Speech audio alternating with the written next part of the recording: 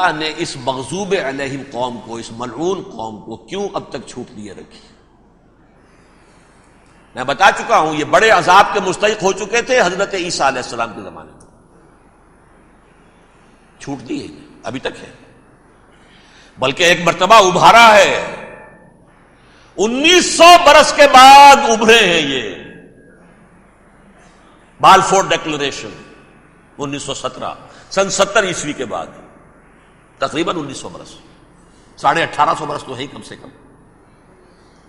پھر creation of Israel 1948، 1967 extension of Israel, یروشلم پر قبضہ،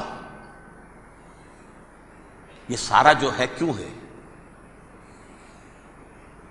اللہ تعالیٰ اس خیر امت محمد صلی اللہ علیہ وسلم اس کے بہترین حصے کو سزا ان ملعونوں کے ہاتھوں دے رہا ہے۔ کیوں؟ جو جرم انہوں نے کیا تھا وہی ہم نے کیا۔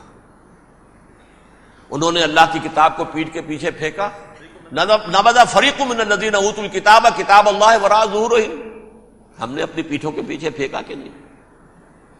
کولونیل رول سے آزاد ہوئے، کہیں اسلامی قانون نافذ کیا، کہیں اسلامی نظام قائم کیا؟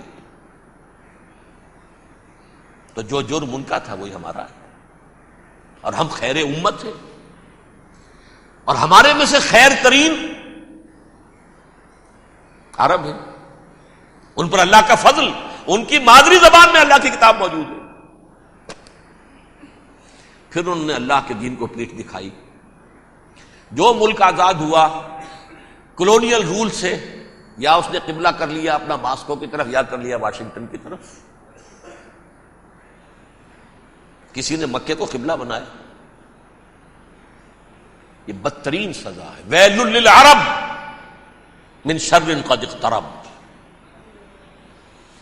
اور ترمذی شریف میں تو یہاں تک روایت ہے، من اقتراب الساعۃ ہلاک العرب،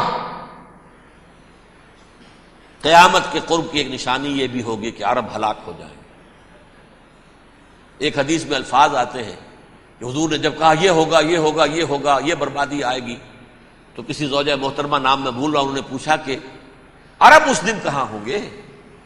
فرمایا العرب یومئذ قلیل، بہت کم ہوں گے۔ آخری خاتمہ ہونا ہے یہود کا حضرت مسیح علیہ السلام کے ہاتھوں، وہ عذاب جو 2000 برس تک ان سے ٹلا رہا وہ آئے گا، اور ان کے رسول ہی کے ہاتھوں آئے گا۔ لیکن اس سے پہلے مسلمانوں پر یہ عذاب آ رہا ہے، ہولوکاسٹ کے درجے کا عذاب آ رہا ہے۔ البتہ ہم پاکستانی اس میں یوں سمجھ لیجئے کہ وہ تو خبریں موجود ہیں احادیث میں، وہاں تو جو ہونا ہے، اتنے انسان مریں گے، اتنے انسان مریں گے کہ ایک پرندہ جو ہے اڑتا چلا جائے گا، وہ نہیں چاہے گا کہ نیچے اترے تو کسی لاش پر اترے، اسے جگہ نہیں ملے گی زمین خالی کا کہیں اتر سکے، تھک ہار کر گرے گا، مرے گا تو بھی لاش کے اوپر گرے گا۔ یہ الفاظ ہے حضور کے صلی اللہ علیہ وسلم۔